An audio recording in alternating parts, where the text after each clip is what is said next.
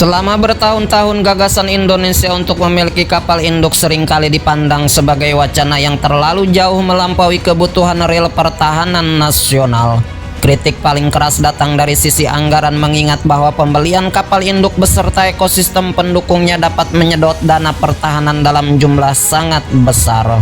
Di tengah kebutuhan modernisasi alutsista yang masih luas, rencana ini kerap dianggap tidak prioritas, namun perkembangan lingkungan strategis kawasan membuat pandangan tersebut perlahan mulai bergeser.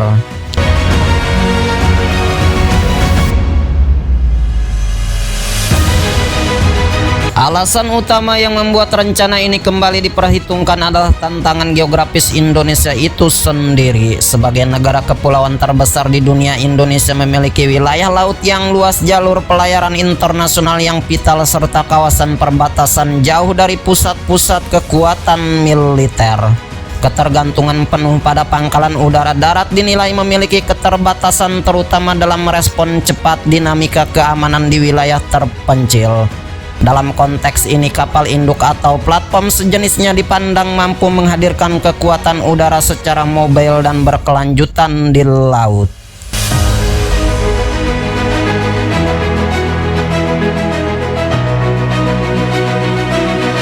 Meski demikian, perdebatan mengenai efektivitas kapal induk tetap mengemuka. Para pengkritik itu menilai bahwa Indonesia tidak menghadapi ancaman konvensional berskala besar yang membutuhkan kapal induk sebagai alat proyeksi kekuatan. Mereka menekankan bahwa ancaman yang lebih relevan justru bersifat non-tradisional, seperti pelanggaran wilayah, kejahatan lintas negara, hingga eskalasi perbatasan di wilayah sengketa. Oleh karena itu, penguatan armada patroli, kapal selam, serta sistem pengawasan maritim dinilai lebih mendesak dan sesuai kebutuhan.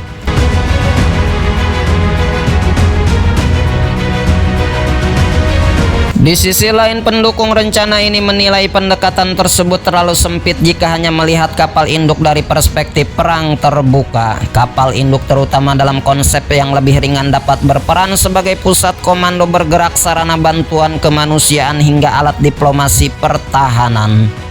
Kehadiran platform udara di laut dinilai mampu meningkatkan fleksibilitas operasi militer selain perang, termasuk evakuasi warga negara, penanggulangan bencana, dan pengamanan wilayah strategis dalam situasi darurat. Isu biaya tetap menjadi faktor penentu dalam perdebatan ini. Pengadaan kapal induk menuntut investasi jangka panjang, baik dari sisi teknologi, sumber daya manusia, maupun dukungan logistik. Tanpa perencanaan bertahap dan realistis, resiko pemborosan anggaran menjadi kekhawatiran yang tidak bisa diabaikan. Oleh karena itu, sejumlah analis menyarankan agar Indonesia mempertimbangkan model transisi seperti penguatan kapal serbu amfibi dengan kemampuan operasi udara yang diperluas sebelum melangkah ke kapal induk penuh.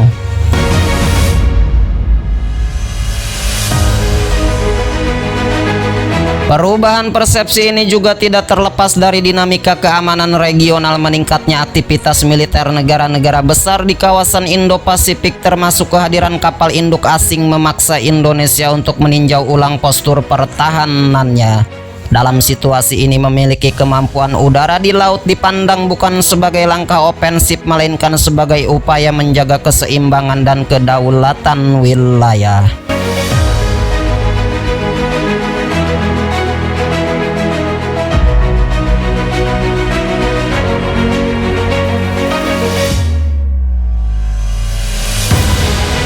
Pada akhirnya, rencana pembelian kapal induk oleh Indonesia kini dinilai semakin masuk akal, bukan karena ambisi menunjukkan kekuatan, melainkan karena kebutuhan strategis yang lahir dari realitas geografis dan tantangan keamanan masa depan. Meski keputusan akhir masih memerlukan kajian mendalam dan pertimbangan anggaran yang matang, wacana ini telah bergeser dari sekedar mimpi besar menjadi bagian dari diskusi serius tentang arah pertahanan maritim Indonesia di era yang semakin kompleks.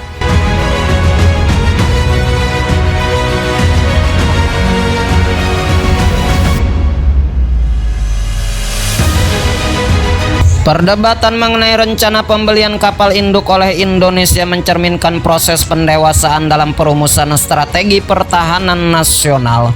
Pro dan kontra yang muncul bukan sekedar perdebatan pandangan, melainkan bagian dari upaya mencari keseimbangan antara kebutuhan strategis jangka panjang dan kemampuan anggaran negara.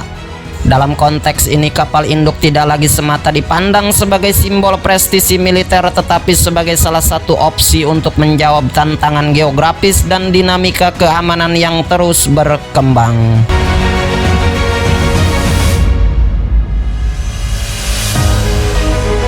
Kedepan, keputusan terkait pengadaan kapal induk akan sangat bergantung pada kejelasan konsep tujuan penggunaan serta kesesuaian dengan doktrin pertahanan Indonesia. Pendekatan bertahap, realistis, dan berbasis kebutuhan dinilai menjadi kunci agar langkah besar ini tidak berubah menjadi beban melainkan investasi strategis.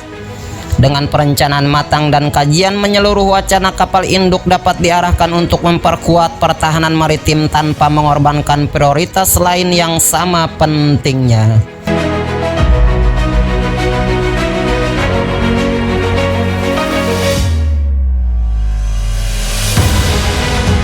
Pada akhirnya, apakah Indonesia akan benar-benar melangkah menuju kepemilikan kapal induk atau memilih alternatif lain? Yang terpenting adalah konsistensi dalam membangun kekuatan pertahanan yang kredibel dan berkelanjutan. Diskursus yang terus berkembang ini menunjukkan bahwa Indonesia tengah berada pada fase penting dalam menentukan arah pertahanan maritimnya. Sebuah langkah strategis yang akan mempengaruhi posisi dan peran Indonesia di kawasan dalam jangka panjang.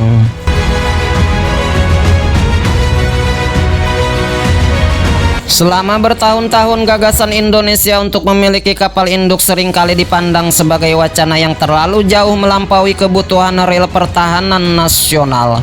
Kritik paling keras datang dari sisi anggaran, mengingat biaya pembelian kapal induk beserta ekosistem pendukungnya dapat menyedot dana pertahanan dalam jumlah sangat besar. Di tengah kebutuhan modernisasi alutsista yang masih luas, rencana ini kerap dianggap tidak prioritas, namun perkembangan lingkungan strategis kawasan membuat pandangan tersebut perlahan mulai bergeser.